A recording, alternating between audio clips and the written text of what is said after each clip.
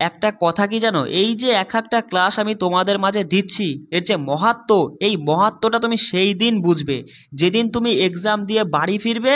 সেদিন তুমি নিজে নিজেই বলবে যে হ্যাঁ দাদা, আমি সেই দিন ইউটিউবে ক্লাস করতে করতে তোমার ক্লাসটা আমার সামনে চলে এসেছিলো, আর আমি সেই দিন থেকে তোমার ক্লাসগুলো সব করে নিয়েছি। তাই আজকে এর গুরুত্ব বা মাহাত্ম্যটা আমি বুঝতে পারছি। এই কথাটা তুমি নিজে সেই দিন তুমি নিজে নিজেই বলবে। আর একটা কথা আমি বলছি, দেখো তোমরা অনেকেই বলছো দাদা তুমি যে ক্লাসগুলো দিচ্ছ আদেও কি এই ক্লাসগুলো পড়লে আমরা এক্সামে পাস করব কি করব না। আমি তোমাকে কি বলছি, আমি তো তোমাকে বলছি এই যে এক একটা ক্লাস, এই এক একটা ক্লাস তুমি ভালো করে করে নিবা, করে নিয়ে নিশ্চিন্তায় রাত্রে ঘুমাবা যে হ্যাঁ আজকে আমি এই ক্লাসটা, দাদার এই ক্লাসটা করে নিয়েছি, আজকে আমি 2 নাম্বার নিজের খাতায় তুলে নিয়েছি। দেখো একটা ডায়েরি করবা বা একটা পেজে এরকম ভাবে তুমি লিখে নিবা জিকে ম্যাথ জিআই লিখে নিয়ে আজকে তুমি যে টপিকটা ভালো করে পড়ে নিয়েছো সেই টপিকটার নাম লিখবা, ডেট লিখবা, আর 2 নাম্বার নিজের খাতায় লিখবা, 2 নাম্বার লিখবা। এইভাবে জিকে ম্যাথ জিআর ক্ষেত্রে এরকম 2 নাম্বার 2 নাম্বার করে লিখবা। 10 দিনের মাথায় গিয়ে তুমি নিজে যখন দেখবা যে 10 দিনের মধ্যে আমি 60 নাম্বার তুলে ফেলেছি, তখন তোমার মধ্যে কিন্তু একটা আলাদা কনফিডেন্স চলে আসবে। সেই জন্য বলছি এরকমভাবে একটা খাতা করে নিবা, করে সেটা সামনে ঝুলিয়ে রাখবা। সামনে ঝুলিয়ে রাখা মানে যেখানে পড়ো সেইখানে। এবার দেখো আমি বেশি কিছু বলে সময় নষ্ট করতে চাই না তোমার, শুধু একটা কথাই বলবো, এই যে ক্লাসগুলো দিচ্ছি এই ক্লাস কিন্তু বস একটা নির্দিষ্ট পার্টিকুলার বই বলো বা কোনো জায়গায় তুমি কোনো অন্য কোনো মানে কি বলবো অন্য কোনো কারোর কাছে ক্লাসে বলো এরকমভাবে হয়তো তুমি পাবে না। ঠিক আছে, আমি কিন্তু মানে খুব খেটে তোমাদের মাঝে পিভিআরসিতে প্রশ্নপত্রগুলো ভালো করে ঘেটে ঘুটে দেখে তবেই কিন্তু এই এক একটা ক্লাস তোমাদের মাঝে উপস্থাপন করছি। তাই সেই জন্য বলছি দেখো, জিকে ম্যাথ জিআই এর বাইরে তোমাকে কোনো চিন্তা ভাবনা করতে হবে না। এইগুলো তুমি খুব ভালো করে ক্লাস করে নাও, তারপরেও যদি তোমার মনে 1% মানে ডাউট বা সংশয় থাকে তাহলে তুমি তুমি কি বলবো আর আর আমার কিছু বলার নেই, মানে যেখান থেকে পারো সেখান থেকে তুমি ক্লাস করে নিতে পারো। ঠিক আছে, শুধু একটা কথাই বলবো, এই যে ক্লাসগুলো দিচ্ছি তুমি ঠিকঠাক করে নিলে পরে তুমি নিজে যদি 2-3 বছর মানে কি বলবো, তুমি যদি 2-3 বছর এই এই এসএসসি লাইনে তুমি খেটে থাকো, তাহলে আমি যে ক্লাসগুলো দিচ্ছি তুমি নিশ্চয়ই বুঝে গেছো দাদা তোমার ক্লাসের মধ্যে কি আছে। তাই দেখো বেশি কথা বলছি না, যে ক্লাসগুলো ভালো করে নিও। ঠিক আছে, চলো প্রথম প্রশ্ন দেখো, আজকে আমরা দেখব অর্থনীতি। এই টপিক থেকে তুমি এসএসসি জিডি যে কোনো একটা শিফট খুলে দেখো, সেখান থেকে কিন্তু মানে সেই শিফটে কিন্তু এই টপিকটার উপরে একটা প্রশ্ন তুমি পাবাই পাবা। বিষয়টা বুঝতে পারছো? এই টপিকটা আজকে মোটামুটি নাই করে প্রায় 90+ প্রশ্ন আমি প্রশ্ন হিসাবে মানে কি বলবো এমসি মানে এক একটা পয়েন্ট হিসাবে আমি রেখেছি। এই এক একটা মানে 90টা পয়েন্ট তুমি পড়ে নিবা, তোমার এই টপিক পুরো কমপ্লিট হয়ে যাবে। এর বাইরে তোমাকে এসএসসি জিডি বলো এই এসএসসি এমটিএস বলো এই লেভেলের মানে এক্সামের জন্য তোমাকে এর বাইরে কিছু পড়তে হবে না। প্রথম প্রশ্ন মানে প্রথম পয়েন্ট কি বলছে, 1 নম্বর পয়েন্ট দেখো, বলছে ভারতের পরিকল্পনা কমিশন ভারতকে ড্যাশটি কৃষি জলবায়ু অঞ্চলে বিভক্ত করে, এরকম প্রশ্ন আসবে। সঙ্গে সঙ্গে উত্তর দিবা কি, ভারতের পরিকল্পনা কমিশন ভারতকে 15টি কৃষি জলবায়ু অঞ্চলে বিভক্ত করে। আচ্ছা দাদা, এই যে পরিকল্পনা কমিশন ভারতের পঞ্চবার্ষিকী পরিকল্পনা প্রণয়ন করে, মাথায় রাখবা কি বললাম, পরিকল্পনা কমিশন ভারতের পঞ্চবার্ষিকী পরিকল্পনা প্রণয়ন করে। এটি 1950 সালের মার্চ মাসে গঠন করা হয়েছিল, কিন্তু এখন আর এই পরিকল্পনা মানে কমিশন আর পরিকল্পনা কমিশন নেই। এখন এটা হয়ে গেছে কি, এটি 2015 সালে নীতি আয়োগ দ্বারা প্রতিস্থাপিত হয়েছে। মানে এই পরিকল্পনা কমিশনটা তুলে দিয়ে এই 15 সালে গিয়ে তোমার এটাকে নীতি আয়োগ বলে নাম দেওয়া হয়েছে। আর এই নীতি আয়োগের ফুল ফর্মটা মাথায় রাখবে, national institution for transforming India. কি বললাম, national institution for transforming India. তাহলে আমরা কি বুঝলাম, এই একটা পয়েন্ট থেকে আমরা কি বুঝলাম, যে ভারতের পরিকল্পনা কমিশন ভারতকে 15টি কৃষি জলবায়ু অঞ্চলে বিভক্ত করেছে। বেশ ভালো কথা। এই পরিকল্পনা কমিশনটা পঞ্চবার্ষিকী পরিকল্পনা প্রণয়ন করেই কিন্তু তৈরি করা হয়েছিল। কত সালে, ওই 1950 সালের মার্চ মাসে এটি গঠন করা হয়েছিল। কিন্তু 2015 সালে এটাকে তুলে দিয়ে মানে নামটা বদলে দিয়ে এর পরিবর্তে নীতি আয়োগ বলা হয় এটাকে, মানে নীতি আয়োগ বলে চালিয়ে দেওয়া হচ্ছে এখন আর কি। আর এই নীতি আয়োগের ফুল ফর্মটা মাথায় রাখবো, national institution for transforming India. নীতি আয়োগের সম্পর্কে আরও তথ্য রয়েছে, সেগুলো আমরা অন্য ক্লাসে করব। আমরা দেখছি অর্থনীতি। 2 নম্বর পয়েন্ট কি বলছে দেখো, 2001 সালে নাবার্ড 100 কোটি টাকার মূলধন দিয়ে মাইক্রো ফাইন্যান্স ডেভেলপমেন্ট ফান্ড প্রতিষ্ঠা করেছিল। দেখো 2001 সালে ধরতে গেলে এটা কারেন্ট অ্যাফেয়ার্সই, কিন্তু তোমার এখন জিকে হিসেবে প্রশ্নটা চলে আসবে, বুঝতে পারছো? মাথায় রাখবা 2001 সালে নাবার্ড, তাহলে কে? নাবার্ড। যদি পরীক্ষায় প্রশ্ন দেয় 2001 সালে কোন সংস্থাটি 100 কোটি টাকার মূলধন দিয়ে মাইক্রো ফাইন্যান্স ডেভেলপমেন্ট ফান্ড প্রতিষ্ঠা করেছিল? নাবার্ড সংস্থা। অথবা প্রশ্ন এমনও আসতে পারে 2001 সালে নাবার্ড কত কোটি টাকার মূলধন দিয়ে মাইক্রো ফাইন্যান্স ডেভেলপমেন্ট ফান্ড প্রতিষ্ঠা করেছিল? 100 কোটি টাকা দিয়ে। প্রশ্ন যেভাবেই আসুক না কেন আমরা এক একটা পয়েন্ট ভালো করে পড়ে নেব। আচ্ছা, নাবার্ড মানে কি? নাবার্ডের ফুল ফর্মটা মাথায় রাখবা, national bank for agriculture and rural development. এটি 12 জুলাই 1982 সালে প্রতিষ্ঠিত হয়েছিল বা গঠিত হয়েছিল। বলছে দেখো, বাজার মূল্যে নেট জাতীয় পণ্য, নেট জাতীয় পণ্য মানে এনএনপি দাদা। তাহলে এনএনপি মানে কি আমরা কি বুঝলাম? নেট জাতীয় পণ্য বলা হয় বা উৎপাদনও বলা হয়। মাথায় রাখবা, বাজার মূল্যে নেট জাতীয় উৎপাদন হলো কোনো দেশের বাসিন্দাদের দ্বারা হিসাব বছরের অর্জিত সমস্ত উপকরণের যোগফল, যার মধ্যে নেট পরোক্ষ কর অন্তর্ভুক্ত। কি বললাম? ভালো করে পয়েন্টটা মাথায় রাখবা। তাহলে নেট জাতীয় উৎপাদন হলো কোনো দেশের বাসিন্দাদের দ্বারা হিসাব করা বছরের আর কি অর্জিত সমস্ত উপকরণের যোগফল, যার মধ্যে রয়েছে নেট পরোক্ষ কর। ঠিক আছে, এখানে এই তথ্যটা তুলে দেবে যে ড্যাশ হলো থেকে, এই ড্যাশ হলো থেকে পুরোটা তুলে দেবে। আর এখানে তোমার অপশনে থাকবে যে এনএনপি, তারপরে জিডিপি, এরকম অনেক কিছু থাকবে, সেখান মানে 4টে অপশন থাকবে, সেখান থেকে তোমাকে এনএনপি অর্থাৎ নেট জাতীয় উৎপাদনটা সঠিক উত্তর করতে হবে। চলো, বলছে দ্বিতীয় পঞ্চবার্ষিকী পরিকল্পনার সময় ভারত একটি মিশ্র অর্থনীতি বেছে নিয়েছিল। তাহলে কোন পঞ্চবার্ষিকী পরিকল্পনায়? দ্বিতীয় পঞ্চবার্ষিকী পরিকল্পনায় ভারত একটি মিশ্র অর্থনীতি বেছে নিয়েছিল।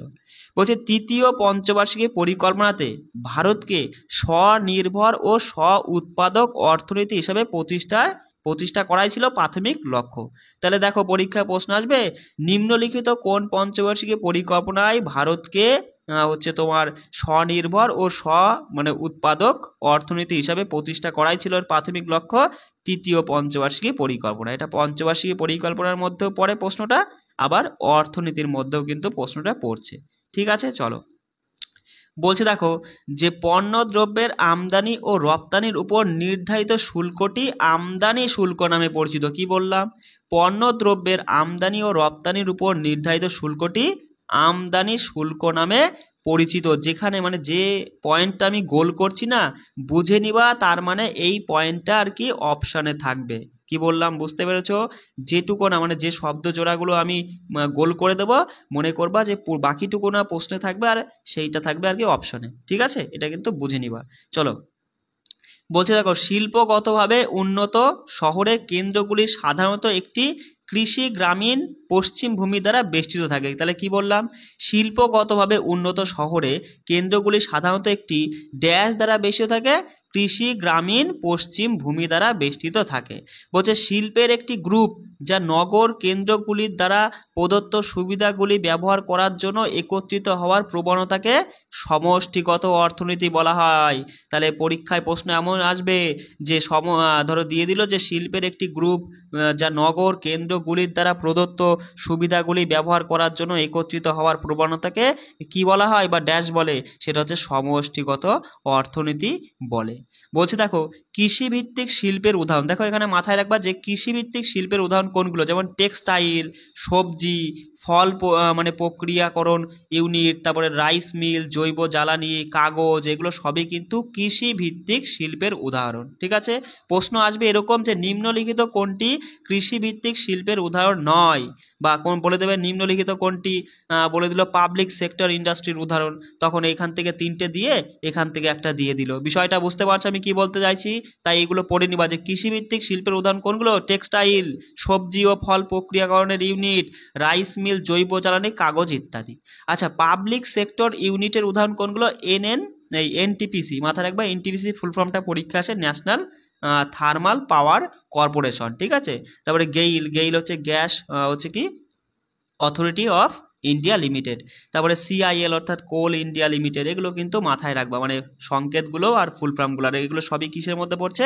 পাবলিক সেক্টর ইন্ডাস্ট্রির উদাহরণের মধ্যে পড়ছে। চলে আসি, দেখো পরের পয়েন্ট কি বলছে।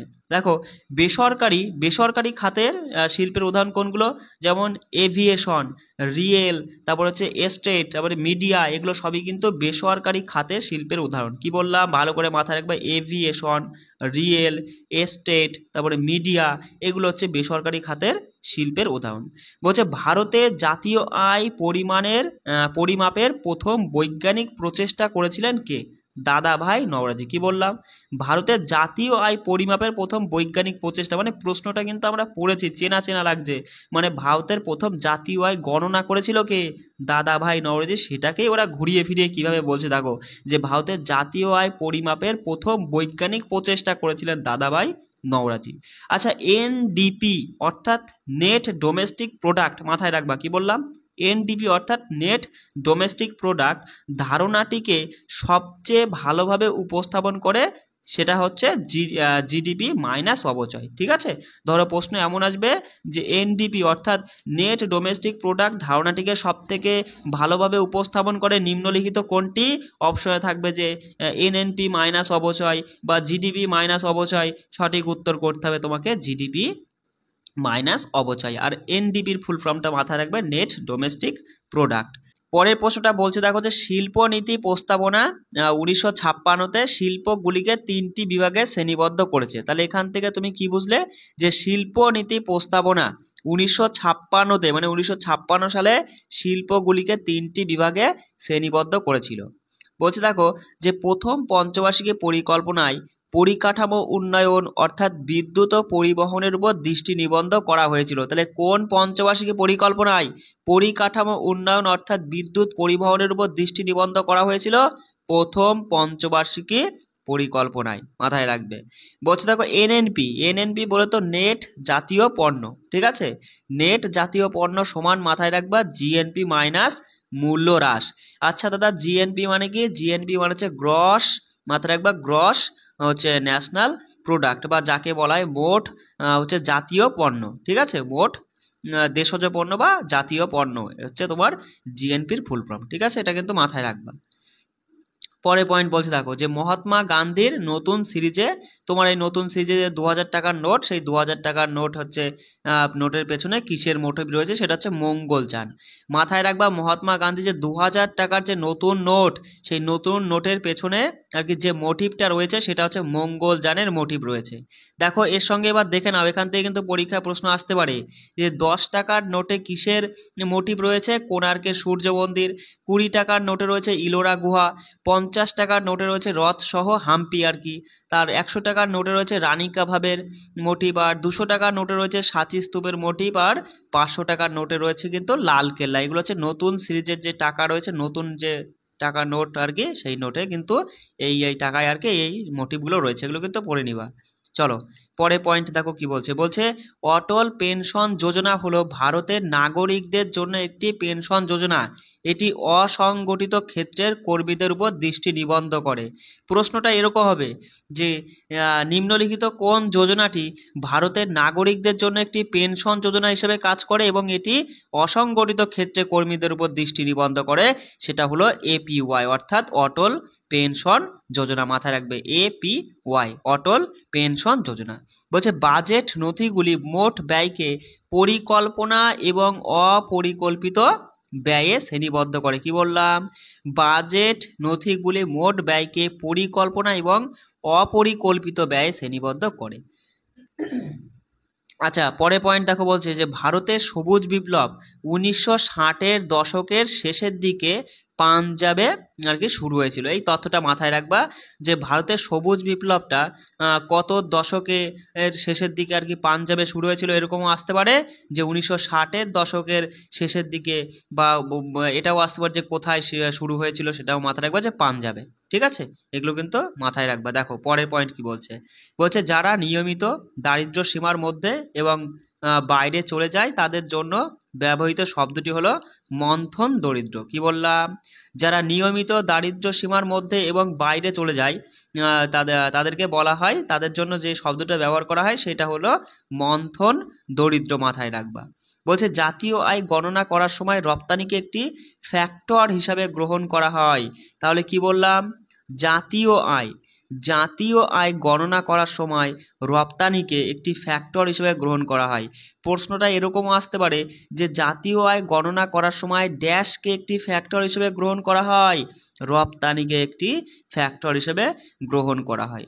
বলছে যে ব্যক্তি বা সত্তা চেকটি লিখেছেন তাকে অর্থ প্রদানকারী বা মাথায় রাখবার ড্রায়ার বলা হয়। কি বললাম? যে ব্যক্তি বা সত্তা চেকটি লিখেছেন তাকে অর্থ প্রদানকারী বা ড্রায়ার বলা হয়ে থাকে। উৎপাদন শিল্পকে সাধারণভাবে উন্নয়নের মেরুদণ্ড হিসেবে বিবেচনা করা হয়। তাহলে প্রশ্নটা এরকম থাকবে যে ড্যাশকে তোমার হচ্ছে সাধারণভাবে উন্নয়নের মেরুদণ্ড হিসেবে বিবেচনা করা হয়, উৎপাদন শিল্পকে, মাথায় রাখবে। পরের পয়েন্ট কি বলছে দেখো, যে জিডিপি সমান অর্থনীতিতে সমস্ত সংস্থার যোগ করা মোট মূল্যের যোগফল। প্রশ্নটা এরকম থাকবে, ড্যাশ হলো অর্থনীতিতে সমস্ত সংস্থার যোগ করা মোট মূল্যের যোগফল, সেটা হচ্ছে জিডিপি, গ্রস ডোমেস্টিক প্রোডাক্ট, মাথায় রাখবা। বলছে জাতীয় আয়, জিআই বলে তো জাতীয় আয় সমান কি? ভোগ্য বস্তুর ব্যয়, তার সঙ্গে সেটার সঙ্গে যদি আমরা বিনিয়োগের ব্যয়টা যোগ করি, তার সাথে যদি সরকারি ব্যয় এবং তার সাথে যদি শুদ্ধ রপ্তানি, এগুলো সব যদি যোগ করি, সেই যোগফলটাই হচ্ছে জিআই অর্থাৎ জাতীয় আয়। এগুলো কিন্তু মাথায় রাখবা, ঠিক আছে? পরের পয়েন্ট দেখো, বলছে যে ভারতীয় অর্থনীতির যখন উদারীকরণ হয়েছিল তখন প্রধানমন্ত্রী কে ছিল? তাহলে বলো সঠিক উত্তর কি হবে? যে নরসিংহ রাও। মাথায় রাখবে, ভারতীয় অর্থনীতির যখন উদারীকরণ হয়েছিল তখন ভারতের প্রধানমন্ত্রী ছিলেন নরসিংহ রাও। আচ্ছা, জাতীয় আয় অর্থাৎ জিআই কি? জিআই হলো দাদা এক বছরে একটি দেশের উৎপাদিত সমস্ত পণ্য ও পরিষেবার চূড়ান্ত উৎপাদনের মোট মূল্য। কি বললাম? এক বছরে একটি দেশের উৎপাদিত সমস্ত পণ্য ও পরিষেবার চূড়ান্ত উৎপাদনের মোট মূল্যটাই অর্থাৎ হচ্ছে জিআই অর্থাৎ জাতীয় আয়। এগুলো কিন্তু মাথায় রাখবা, পরীক্ষায় আসে কিন্তু। এবার বলছে দেখো জিডিপি বলে তো গ্রস ডোমেস্টিক প্রোডাক্ট, মানে যাকে বলা হয় স্থূল অভ্যন্তরীণ উৎপাদন। এই জিডিপি হলো কি? জিডিপি হলো পণ্য ও পরিষেবার মোট মূল্য যা কেবল একটি দেশের অঞ্চলের মধ্যে উৎপাদিত হয়। কি বললাম? কেবল একটি দেশের অঞ্চলের মধ্যে কিন্তু উৎপাদিত হয় তোমার এই জিডিপি, মাথায় রাখবা। GNP gross national product, national বলছে দেশে বাইরে, মানে দেশে বিদেশে, বিষয়টা বুঝতেই পারছো। জিএনপির ফুল ফর্ম মাথায় রাখবা, মানে যাকে বলা হয় স্থূল জাতীয় উৎপাদন। এই জিএনপি হলো এক বছরে অভ্যন্তরীণ অঞ্চলের পাশাপাশি বিদেশে নাগরিকদের দ্বারা উৎপাদিত পণ্য এবং পরিষেবার মূল্যটাই তোমার এই জিএনপি। এখানে মাথায় রাখবা যে জিএনপি সমান কি দাদা? জিডিপি যোগ বিদেশ থেকে নেট হচ্ছে উৎপাদন আয়, এই দুটো যোগ করলে পরে আমরা কি পাই? জিএনপি পাই। বুঝতে পারলে আমি কি বলতে চাইছি? পরে পয়েন্ট দেখো, এই এক একটা পয়েন্ট কিন্তু মাথায় রাখবা, বেশ ভালো পয়েন্ট। বলছে এনএনপি বলে তো নেট জাতীয় পণ্য। নেট জাতীয় পণ্য হলো প্রতি বছর মূলধনী পণ্যের দ্বারা হারিয়ে যাওয়া অবমূল্যায়ন মূল্যকে বিয়োগ করার পর বা বাদ দেওয়ার পরে এক বছরে অর্থনীতিতে উৎপাদিত পণ্য এবং পরিষেবাগুলির মূল্যকে বোঝায়।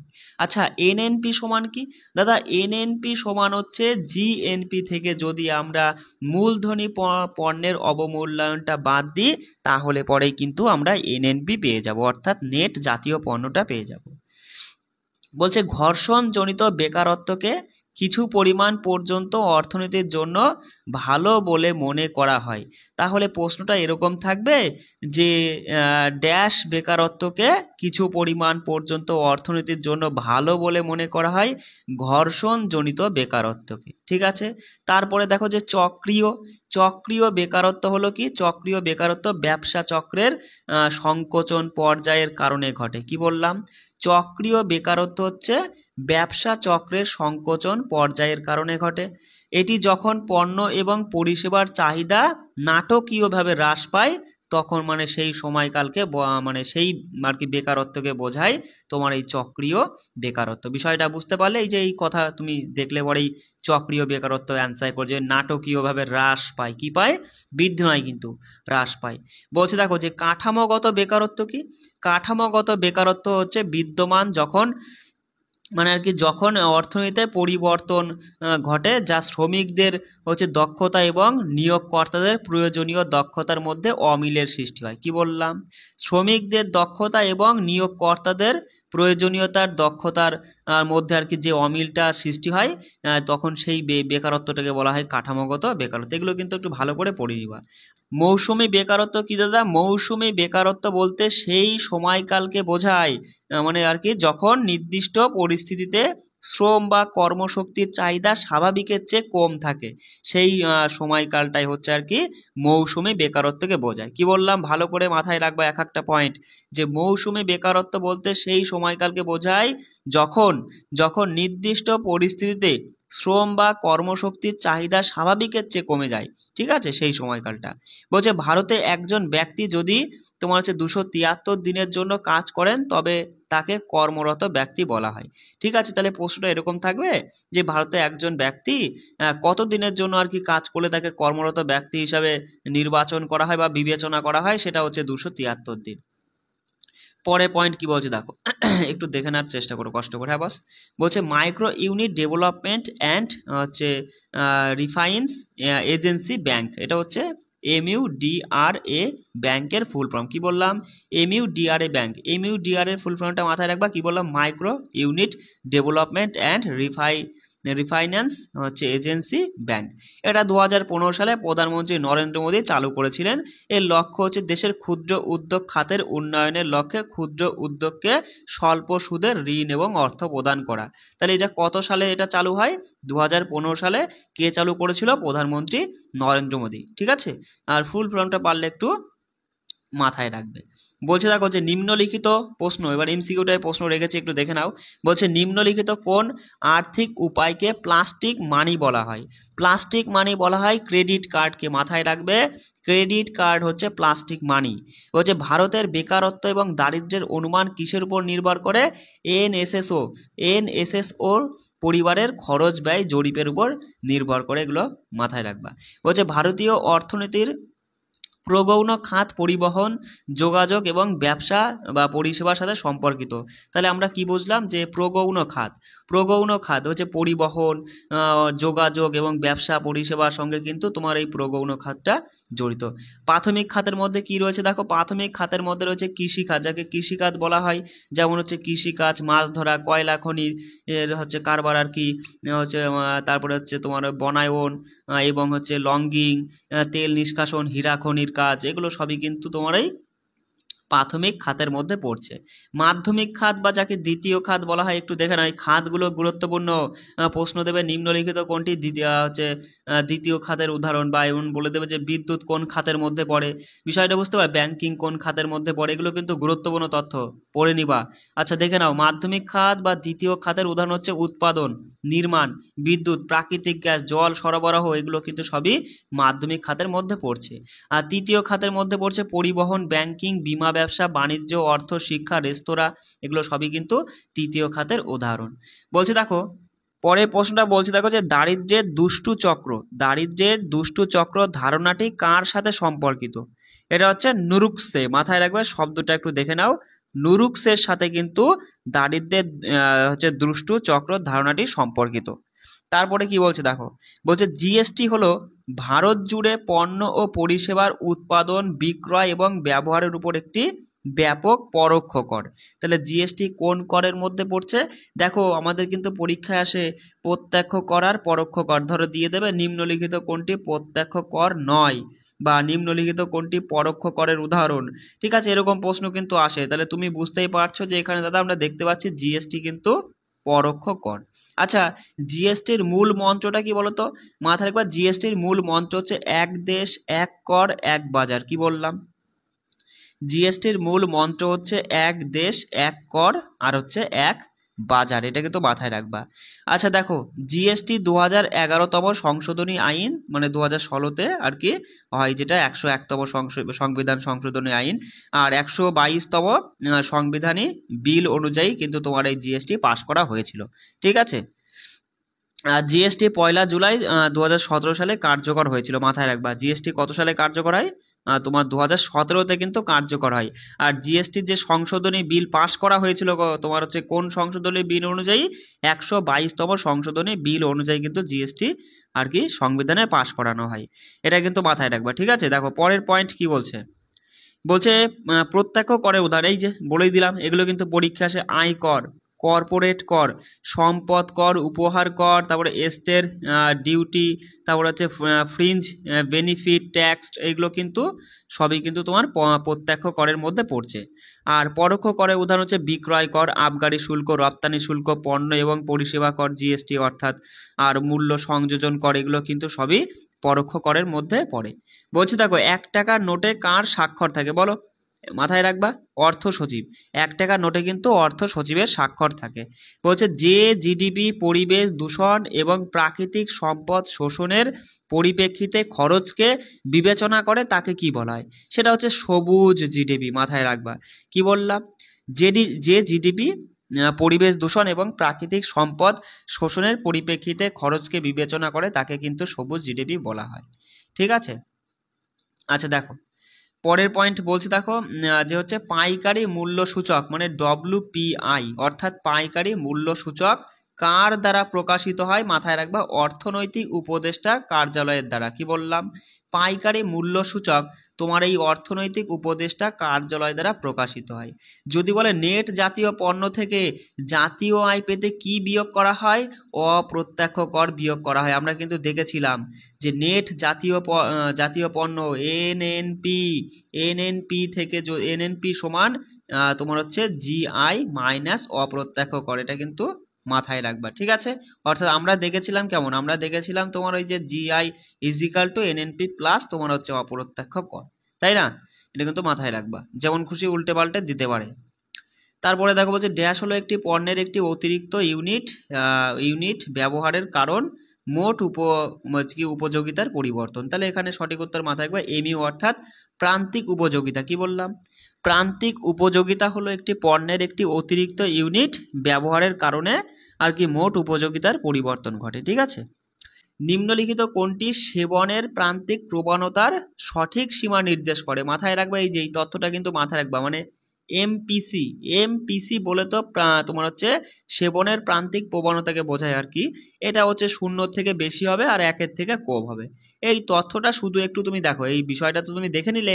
এবার এই টাইপের প্রশ্ন পরীক্ষা আসলে এই অপশনটা দেখা মাত্রই তুমি অ্যান্সার আরামসে করতে পারবা। বিষয়টা বুঝতে পারলে? চলো দেখো পরের প্রশ্নটা কি বলছে। বলছে একটি নির্দিষ্ট বছরে নামমাত্র জিডিপিকে একই বছরের প্রকৃত জিডিপি দ্বারা ভাগ করলে, মানে ভাগ করে যদি 100 দ্বারা গুণ করা হয়, তাহলে নিচের কোনটি আর কি গণনা করা হবে? সেটা হচ্ছে জিডিপি ডিফলেটার। ভালো প্রশ্ন, কিন্তু বেশ গুরুত্বপূর্ণ একটা প্রশ্ন, মাথায় রাখবা। একটি নির্দিষ্ট বছরে নামমাত্র, দেখো লেখাটা ভালো বসছে না, যাই হোক মানে দাগ বসছে না, নামমাত্র জিডিপিকে একই বছরের প্রকৃত জিডিপি দ্বারা ভাগ করে 100 দ্বারা যদি গুণ করা যায় তাহলে জিডিপি ডিফলেটার পাওয়া যাবে। বলছে নিচের কোনটি রাজস্ব প্রাপ্তির তুলনায় সরকারের রাজস্ব ব্যয়ের আধিক্য বোঝায়? সেটা হচ্ছে রাজস্ব ঘাটতি। কি বললাম? রাজস্ব ঘাটতি কিন্তু রাজস্ব প্রাপ্তির তুলনায় সরকারের রাজস্ব ব্যয়ের আধিক্যকে বোঝানো হয়, ঠিক আছে। দেখো বলছে কোন ভারতীয়, যদি বলে যে কোন ভারতীয় আর্থিক প্রতিষ্ঠান শেয়ার বাজারে বিনিয়োগকারীদের সুরক্ষা প্রদান করে? সেটা হচ্ছে securities and exchange board of India. মাথায় রাখবে, securities and exchange board of India. Dash হলো একটি ঝুঁকি ব্যবস্থাপনার কৌশল যা একটি সম্পর্কিত সম্পদকে বিপরীত অবস্থা গ্রহণ করে বিনিয়োগে আর কি ক্ষতিপূরণের জন্য নিযুক্ত করা হয়। সেটা হচ্ছে হেজিং হলো একটি ঝুঁকি ব্যবস্থাপনার কৌশল যা একটি সম্পর্কিত সম্পদে বিপরীত অবস্থা গ্রহণ করে বিনিয়োগে তোমার হচ্ছে ক্ষতিপূরণের জন্য নিযুক্ত করা হয় আর কি, ঠিক আছে। চলো দেখো পরের প্রশ্ন কি বলছে। দেখো বলছে সেন্সেক্স হলো বোম্বে স্টক এক্সচেঞ্জের জনপ্রিয় সূচক। কি বললাম? সেন্সেক্স, মাথায় রাখবা যে পরীক্ষায় প্রশ্ন এমনও দিতে পারে ড্যাশ হলো বোম্বে স্টক এক্সচেঞ্জের একটি জনপ্রিয় সূচক। সেন্সেক্স হলো বোম্বে স্টক এক্সচেঞ্জের একটি জনপ্রিয় সূচক। বিএসই বলে তো বোম্বে স্টক এক্সচেঞ্জের এই তালিকাভুক্ত কতগুলি ব্লু চিপ কোম্পানির ভিত্তিতে এটি পরিমাপ করায়? মাথায় রাখবা 30টি। 30টি তোমার হচ্ছে ব্লু চিপ কোম্পানির ভিত্তিতে এটি পরিমাপ করা হয়ে থাকে। আচ্ছা, কল মানে কি বস? কল মানে হচ্ছে একটি দিনের জন্য ঋণ, মানে একটি দিন বলতে কি বোঝায়, মানে একদিনের জন্য ঋণকে বোঝায় তোমার হচ্ছে এই হচ্ছে কল মানি, ঠিক আছে। আচ্ছা, বলছে নিচের কোনটি হচ্ছে নিয়ার মানি বলা হয়? নিয়ার মানি সম্পদের উদাহরণ দেখো, মাথায় রাখবা, মানে আমি তো অপশানগুলো তুলিনি, এগুলো কি বলতো বস? এগুলো কিন্তু টিসিএস। টিসিএস তুমি তো জানোই, টিসিএস বড় বড় এক্সাম কন্ডাক্ট করে। এবার এই টিসিএস এর যতগুলো প্রশ্ন আমি পেয়েছি এই তোমার অর্থনীতি থেকে, সেই প্রশ্নগুলো কিন্তু আমি তোমাদের মাঝে এই যে এখন টেনে নিয়ে এসেছি, এখন এগুলো কিন্তু তুমি পড়ে নিবা। বিষয়টা বুঝতে পারছো? কারণ কারণ তুমি তো জানোই যে টিসিএস এত প্রশ্ন কোথায় খুঁজে পাবে। সে তোমার ওই যে কি করে জানো, ওই এসএসসি সিজিএল এর কিছু প্রশ্ন টেনে এনে এসএসসি জিডির মধ্যে ঢুকিয়ে দেয়, এসএসসি জিডির কিছু প্রশ্ন টেনে এমটিএস এর মধ্যে ঢুকিয়ে দেয়। এইভাবেই কিন্তু মানে টিসিএস হচ্ছে তোমার পরীক্ষাগুলো চালায়। ওই এসএসসি ধরো এনটিপিসির কিছু প্রশ্ন এনে এসএসসি সিজিএল এর মধ্যে ঢুকালো, বা এসএসসি সিজিএল এর কিছু প্রশ্ন এনটিপিসি সিবিটি 2-তে ঢুকিয়ে দিল। এইভাবেই ও কিন্তু মানে টিসিএস কোম্পানি আর কি পরীক্ষাগুলো কন্ট্যাক্ট করে। কারণ একটা টপিকের উপরে কত ধরনের প্রশ্ন হয়, কত রকমের প্রশ্ন হয়, আর কত প্রশ্ন ওরা পাবে বলো? কতগুলো পরীক্ষা ওরা কন্ডাক্ট করে। এবার ওরা তো প্রত্যেক দিন আর কি, মানে কি বলবো, প্রত্যেক বছর বছর তার ওরা প্রশ্ন তৈরি করে না। ওরা কি করে জানো, আগের প্রিভিয়াস এর প্রশ্নগুলো দেখে, তার উপর ভিত্তি করে ওটাকেই শুধু একটু ঘুরিয়ে ফিরিয়ে এদিক ওদিক ঘুরিয়ে ফিরিয়ে প্রশ্নগুলো দিয়ে দেয়, এইটাই আর কি। তাহলে তুমি যদি ঠিক সেই মানে কায়দাটা ধরে ফেলতে পারো, যে তোমাকে মানে যে পরীক্ষা নিচ্ছে তার ব্রেনটাকে তুমি যদি ক্যাপচার করে নিতে পারো, মানে কিছুটা যদি নিজের কন্ট্রোলে, মানে কি বলবো, মানে মোদ্দা কথা আর কি, আমি দেখো বলে দিয়েছিলাম যে ফার্স্ট ভিডিওতে, যে এক্সামিনারের ব্রেনটাকে আমাদের 60% কি করতে হবে, হ্যাক করে নিতে হবে। মানে তার তার মতো করে আমাদের চিন্তা ভাবনা করতে হবে, তাহলেই কিন্তু আমরা স্মার্টভাবে প্রিপারেশন করতে পারবো, মানে অল্প পড়েই পরীক্ষা পাস করে যেতে পারবো। দেখো পরীক্ষায় কিন্তু তোমার এই সব মিলিয়ে তো থাকছে মাত্র 80টা প্রশ্ন। 80টা প্রশ্ন মাত্র, তার জন্য দেখো কেউ কেউ কত বই পড়ে ফেলে, কত প্রশ্ন পড়ে ফেলে, কত হাজার হাজার প্রশ্ন পড়ে ফেলে সামান্য 80টা প্রশ্নের জন্য, তাই না বস? এই 80টা প্রশ্নের কমও থাকবে না, বেশিও থাকবে না পরীক্ষায়। এবার দেখো, এবার অনেক ব্যক্তি, মানে কিছু ব্যক্তি বলতে কি, কিছু স্টুডেন্টস আছে তোমাদের মধ্যে, তারা কিন্তু ধরো এই 80টা প্রশ্নের জন্য তারা 2000টা প্রশ্ন পড়ে ধরো 60টা প্রশ্ন পেয়ে যায়।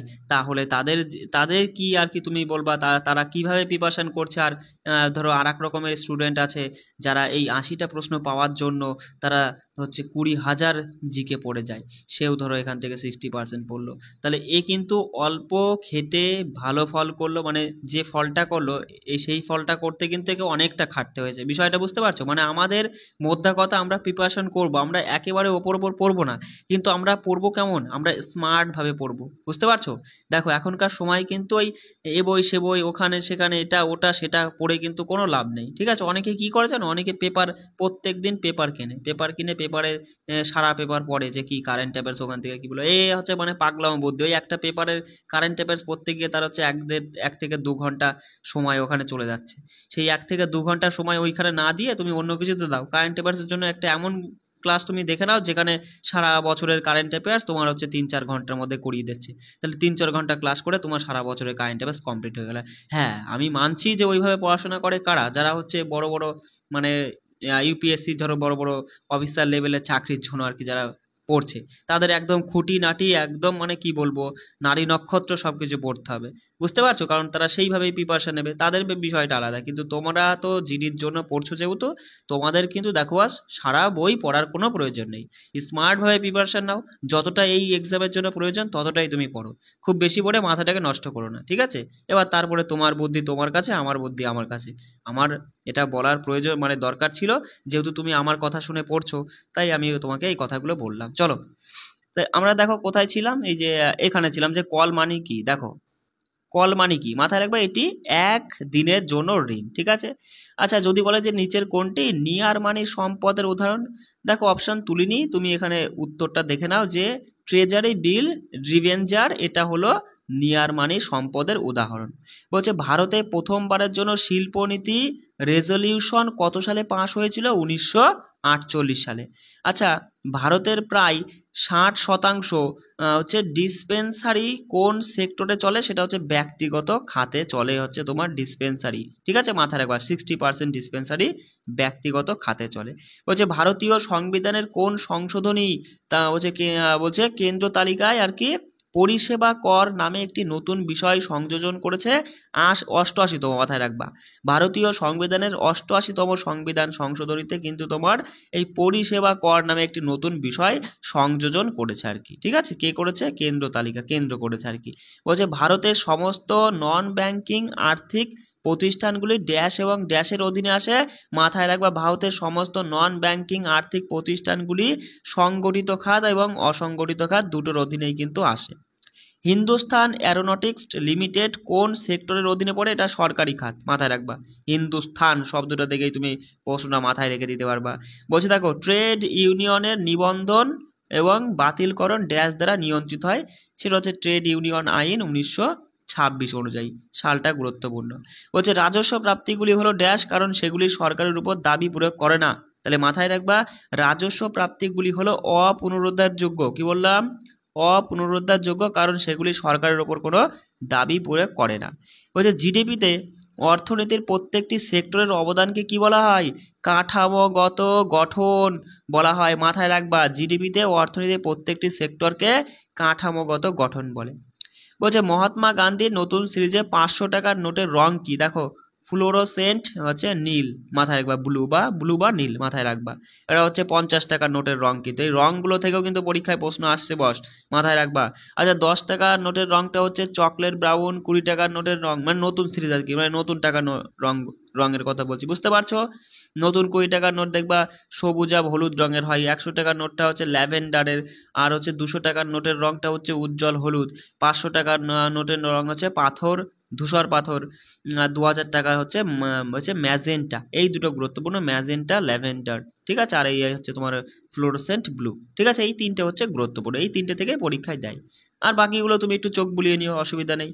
বলছে প্যান হলো একটি ড্যাশ ডিজিটের অনন্য আলফা নিউমেরিক নম্বর যা আয়কর বিভাগ দ্বারা জারি করা হয়। সেটা হচ্ছে, মাথায় রাখবা, প্যান হলো একটি 10 ডিজিটের অনন্য আলফা নিউমেরিক নাম্বার যা তোমার হচ্ছে আয়কর বিভাগ দ্বারা জারি করা হয়। কোন বিভাগ দ্বারা? আয়কর বিভাগ দ্বারা।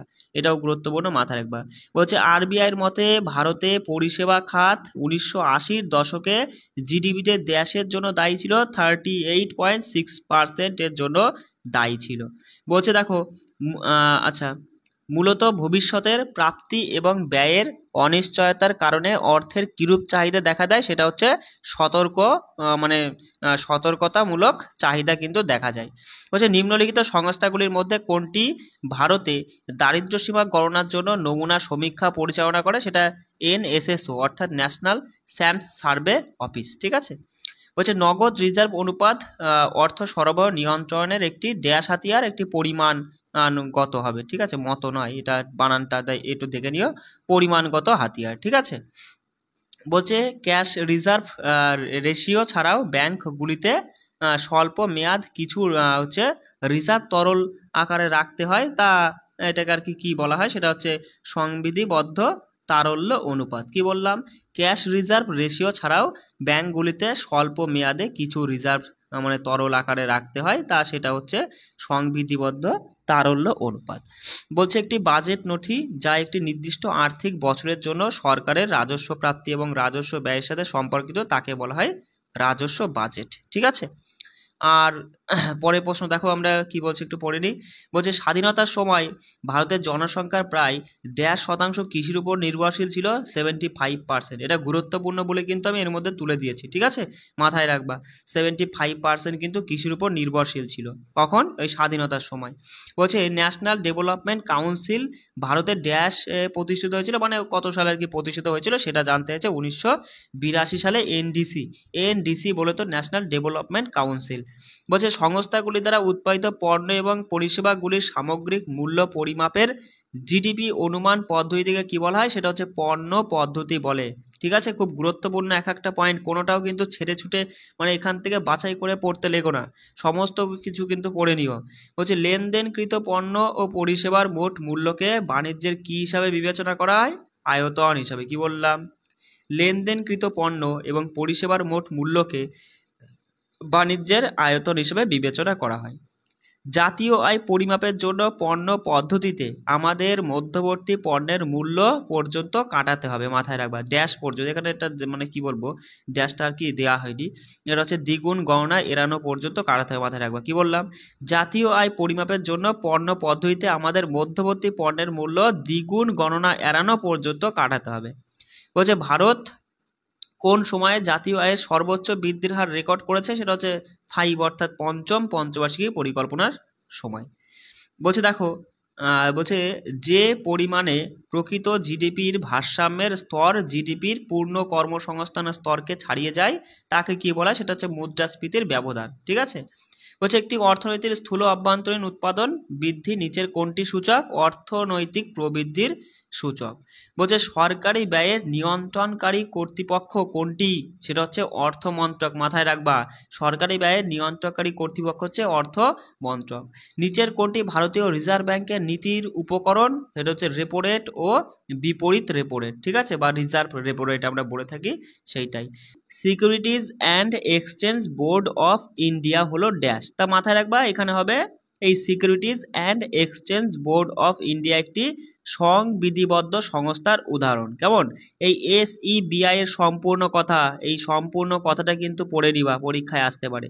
বলছে দেখো সরকার লাইফ ইন্স্যুরেন্স কর্পোরেশন অফ ইন্ডিয়ার হচ্ছে স্বয়ংক্রিয় রেটের অধীনে কত শতাংশ বিদেশি মানে বিদেশি সরাসরি বিনিয়োগ অনুমতি দিয়েছে, সেটা হচ্ছে 20%। ঠিক আছে, বলছে দেখো গত 10 বছরে ভারতের কোন বিভাগে প্রত্যক্ষ বিদেশি বিনিয়োগ অন্তঃপ্রবাহ সর্বাধিক হয়েছে, সেটা হচ্ছে পরিষেবা খাতে, মাথায় রাখবা কোন খাতে, পরিষেবা খাতে। বলছে ভারতে পণ্য ও পরিষেবা করের সর্বোচ্চ হার কত, সেটা 28% হচ্ছে পণ্য আর পরিষেবা করের সর্বোচ্চ হার। আর দুটো প্রশ্ন আছে আমরা একটু দেখে নিই। বলছে দেখো ভারতে কর নিয়োগের সাংবিধানিক বিধানের অধীনে নিম্নলিখিতগুলির মধ্যে কোনটি রাজ্যগুলি দ্বারা একচেটিয়াভাবে আরোপিত এবং সংগৃহীত করা হয়, সেটা হচ্ছে ভূমি রাজস্ব, মাথায় রাখবা।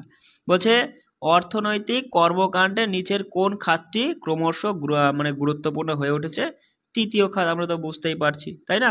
এই ছিল আমাদের অর্থনীতি থেকে বাছাই করা গুরুত্বপূর্ণ প্রশ্ন, এর বাইরে তোমাকে কিছু পড়তে হবে না, এইগুলোই তুমি ভালো করে মানে বাছাই করা মানে কি বলো, একদম মানে খুঁটিয়ে তোলা আর কি। ঠিক আছে, মানে অর্থনীতি তোমার এখানে কমপ্লিট হয়ে গেল, শুধু ভালো করে তুমি টপিকটা পড়ে নাও, পড়ে নিয়ে এগুলো শুধু রিভিশন করবা। এইভাবে দেখো প্রত্যেকটা দিন তুমি এক একটা করে টপিক পাচ্ছ, এক একটা করে টপিক ভালো করে পড়ে নিবা আর 2 নাম্বার করে নিজের খাতায় তুলবা। এবার আসি, দেখো তোমরা অনেকেই বারবার জিজ্ঞাসা করো দাদা আমরা হচ্ছে 2 নাম্বার ক্লাস পাচ্ছি না, 4 নাম্বার ক্লাসটা পাচ্ছি না, এগুলো কোথায় পাবো, আমাদের টেলিগ্রামে সমস্ত ক্লাস সমস্ত PDF তুমি টেলিগ্রামে পাবে। এবার টেলিগ্রামে আমি বলে দিচ্ছি, দেখো 629620534459 এই নাম্বারে তুমি যদি মনে করো যে দাদা আমি টেলিগ্রামে যুক্ত হব, তাহলে 99 রুপিস এখনও পর্যন্ত রয়েছে, 99 টাকা পেমেন্ট করে তুমি সরাসরি এই নাম্বারেই আর কি পেমেন্ট করে আমাকে একটা স্ক্রিনশট পাঠিয়ে দেবা হোয়াটসঅ্যাপে অথবা টেলিগ্রামে, তাহলে পরে দেখবা কয়েক মানে মিনিটের মধ্যে, মানে কি বলবো 1 মিনিটের মধ্যেই কিন্তু আমি মানে সঙ্গে সঙ্গে আর কি আমি তোমাদের আর কি টেলিগ্রামে যুক্ত করিয়ে দেবো, কোনো চিন্তা নেই। অনেকে ভাবে কি যুক্ত করবে কি করবে না, কোনো সমস্যা নেই। ঠিক আছে, এই নাম্বারে পেমেন্ট করে তুমি যদি একটা স্ক্রিনশট পাঠিয়ে দাও তাহলেই কিন্তু আমি যুক্ত করে দেবো। আর এটা রেখেছি এখনো পর্যন্ত, পরবর্তীকালে 199 আমি করে দিতে পারি। আর আমি যে তথ্যগুলো দিচ্ছি এগুলো হাজার খুঁজলেও তুমি পাবে না, তুমি তো বুঝতেই পারছো দাদা তোমার এই ক্লাসের মধ্যে কি আছে। ঠিক আছে, আর তো কারো কোনো সমস্যা থাকলো না যে দাদা আমি এই ক্লাসগুলো কোথায় পাবো বা PDF-গুলো কোথায় পাবো। যারা ক্লাসটা শেষ পর্যন্ত দেখেছো আশা করি তোমাদের কোনো সমস্যা নেই, সবাই ভালো করে পড়বা। আর তোমাদের যারা এখনও ক্লাস দেখছো, মানে আমার কথাটা এখনো শেষ পর্যন্ত দেখছো মানে কি, যারা মনোযোগ দিয়ে পড়াশোনা মানে পড়ছো আর কি, আমি বুঝতে পারছি এখনো পর্যন্ত যারা আমার কথাটা শুনছো তোমরা কিন্তু আমার মানে ক্লাসগুলো আমার কথা মতো তোমরা পড়ছো। দেখো বস তোমাদের বলি, ঠিক আছে, কারণ যারা তো আমার ক্লাসটা পুরো দেখেনি তারা তো আর শুনতে পারবে না আমার কথাটা, আমি তোমাদের বলি তোমরা তোমাদের প্রিপারেশনটাকে কিন্তু মানে কি বলবো, এই যেগুলো দিচ্ছি এগুলো কিন্তু তুমি ভালো করে পড়ে নিবা। 1 নম্বর কথা, তোমাকে এর বাইরে কোনো চিন্তা ভাবনা করতে হবে না, আমি যেগুলো দিচ্ছি এগুলো তুমি ভালো করে পড়ে নিবা। এরপরে প্রিভিয়াসের প্রশ্নগুলো আমি টেলিগ্রামে দিয়ে দেবো, সেগুলো তুমি সেখান থেকে দিয়ে পড়ে নিবা। ঠিক আছে, ওই প্রিভিয়াসের প্রশ্নগুলো পড়বা। আর তারপরে দেখো আমি তোমাদের একটা করে স্পেশাল ম্যারাথন ক্লাস কিন্তু দিই, মানে ম্যারাথন ক্লাস হচ্ছে জিকের উপরে দেওয়া, বলতে কি জিকের উপর তো ম্যারাথন ক্লাসটা সম্ভব না, আমি তোমাদের ম্যাথ আর জিআইয়ের উপরে একটা করে সবার শেষে স্পেশাল ক্লাস দিয়ে দেবো, ঠিক আছে? ওইটা করে নিবা। চলো সবাই ভালো করে পড়বা, আর কোনো সমস্যা হলে কিন্তু অবশ্যই আমাকে সেটা ফোন করো অথবা SMS যাই করো না কেন আমাকে কিন্তু সেটা বলবা, ঠিক আছে? আর যারা শেষ পর্যন্ত ক্লাসটা দেখেছো একটা লাইক করবা, ঠিক আছে? একটা কমেন্টে লিখবা বস বলে, BOSS এই শব্দটা লিখবা, তোমাদের জন্য একটা গিফট রয়েছে, ঠিক আছে? যারা আমার শেষ ক্লাসটা দেখেছে তোমাদের কিন্তু আমি একটা মক টেস্ট দেবো, ঠিক আছে? শুধু কিছুই লিখতে হবে না, শুধু বস লিখবা, তাহলেই আমি বুঝবো হ্যাঁ তুমি আমার এই আজকের ক্লাসটা শেষ পর্যন্ত দেখেছো। শুধু বস লিখে কমেন্টে সেন্ড করে দাও, তোমার জন্য একটা গিফট দেবো হোয়াটসঅ্যাপে, ঠিক আছে? চলো রাখছি, সবাই ভালো করে প্রিপারেশন নিও। জয় হিন্দ।